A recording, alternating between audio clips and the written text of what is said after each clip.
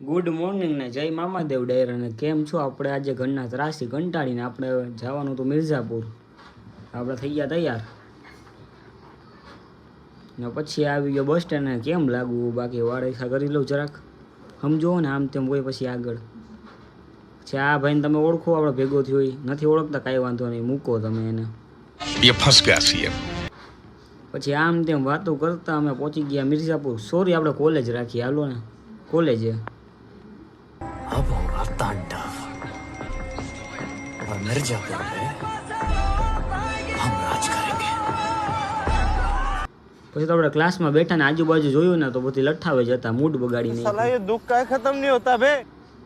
પછી આપણે છૂટા થઈ ગયા ને તમને ખબર જ છે, તમારા ભાઈને ચા પાણી પીધા વગર હાલે નહીં. એટલે આપણે વયા ગયા પછી ચા પાણી પીવાવો. ને ત્યાં જઈને થઈ ગયા મોટી બધી ભૂલ. ચાની બદલે મંગાવી ગઈ કોફી.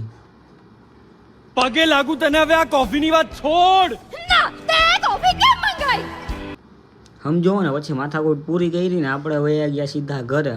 એટલે કે માથું ફૂલ દુખી ગયું હતું. એક જ દીમાં આપણે થઈ ગઈ 2 વાર મોર્નિંગ. ને પછી ગામમાં આપણે વયા ગયા. તો આ ગામમાં તો આપણે ભેગો થયો તો સંજય દત્ત પાયડીનો.